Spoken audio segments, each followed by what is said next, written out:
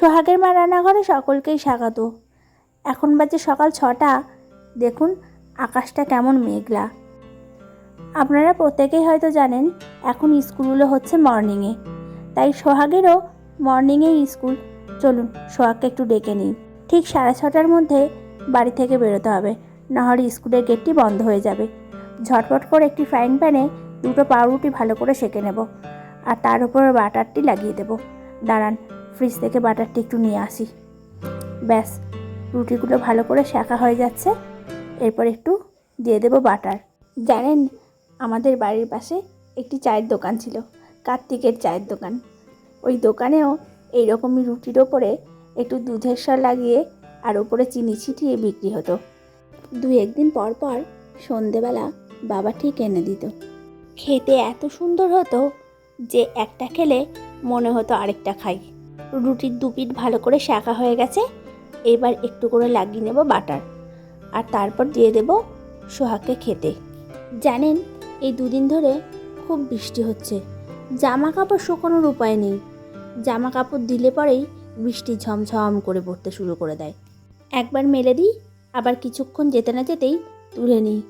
এত বলে কয়ে মেসেজ করে যে বৃষ্টিকে নিয়ে আসতে পেরেছি, এই না কত। না হলে তো এই গরমে জীবন যেন যায়। জানেন, সকালবেলা স্কুলটি হচ্ছে বটে, তবে সোহাগের বলছি খুব মন খারাপ। সোহাগ ওই ঢুলু চোখে ঘুম নিয়েই স্কুলে ছুট দেয়। চলুন সোহাগকে এবার খাবারটা দিয়ে দিই। সোহাগ স্কুলে চলে গেলেই একটু স্নান করে পুজো দিয়ে নেব আজ। সোহাগকে প্রতিদিন সোহাগের বাবাই স্কুলে নিয়ে যায়, আর ওই দেখুন ওর বাবাও রেডি হয়ে নিয়েছে।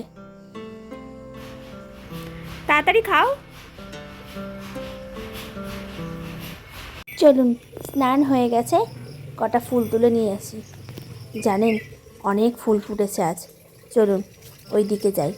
এই যে, এটি হলো আমার বাড়ির একটি টগর গাছ। টগরগুলো না ভালো মোটা, জানেন, আর দেখতেও সুন্দর, অনেকক্ষণ সময়ও থাকে।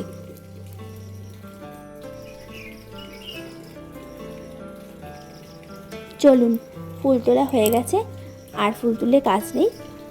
এই দেখুন, এইখানে একটি জবা গাছ। কত জবা ফুটেছে বলুন, অনেক জবা।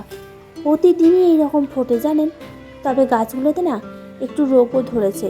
দেখি সোহাগের বাবাকে বলে একটু ওষুধপত্র দেওয়ার ব্যবস্থা করব। প্রতিদিন গাছে জল দেওয়া, গাছের পরিচর্যা করা, সব কিছুই করে সোহাগের বাবা নিজে একাই। এই যে চলে এসেছি এবার ঠাকুর পুজো দিতে। ও, আপনাদেরকে একটি কথা বলতে ভুলে গেছি, সামনেই আছে রথযাত্রা, আর আমার বাড়ির পাশেই জানেন একটি ভালো রথযাত্রা হয়। ওই দিন আপনাদেরকে রথটি দেখতে নিয়ে যাব। আমার বাড়ি থেকে মাত্র 10 মিনিটের পথ। এদিক ওদিক করে এই জায়গাটিতে 2টি রথ হয়। রথের মেলায় এত ভিড় হয় যে ভিড়ের ঠেলায় কোথায় পা দেবেন আপনি সেটি নিজেও বুঝতে পারবেন না। ঠাকুরগুলোকে আগেই পরিষ্কার করে নিয়েছি, এবার একটু করে মালা পরিয়ে দিলাম।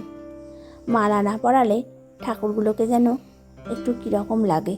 চলুন, এই যে জবা ফুল তুলে নিয়ে এসেছিলাম, এই দেখুন এটা হলো চন্দন জবা।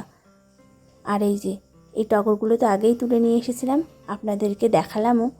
এই যে টগরগুলো দিলে জানেন ভীষণ ভালো লাগে। এই যে এক থালা ভরা ফুল, ফুলগুলো দেখে মনটি ভরে যায়। চলুন, ঠাকুরকে সাজানো হয়ে গেছে, এইবার দিয়ে দেব ঠাকুরের খাবার। চলুন, এই যে এই থালাটিতে ঠাকুরের খাবারটা দিয়ে দেব। আগের দিন রাতেই একটু করে মিষ্টি এনে রাখি, সেই মিষ্টি পরের দিন সকালে ঠাকুরকে দিই। দাঁড়ান, একটু তুলসী পাতা তুলে নিয়ে আসি। তুলসী পাতা ছাড়া ঠাকুরের পুজো যেন অসম্পূর্ণই থেকে যায়। এই যে একটু করে তুলসী পাতা দিয়ে নিলাম। চলুন, ভিডিওটি ভালো লাগলে একটি করে লাইক করবেন, আর আমাকে অবশ্যই জানাবেন ভিডিওগুলি কেমন লাগছে। আর আপনারা প্রত্যেকেই ভালো থাকবেন, সুস্থ থাকবেন। আজ এই পর্যন্তই, আবার দেখা হবে নতুন একটি ভিডিওতে। ব্যাস, পুজো দেওয়া শেষ হয়ে গেছে, এইবার জ্বালিয়ে নেব একটি ধূপধুনো। এই যে ধূপধুনোটি দেখিয়ে নিলাম ঠাকুরকে। আপনারা প্রত্যেকেই ভালো থাকবেন, সুস্থ থাকবেন।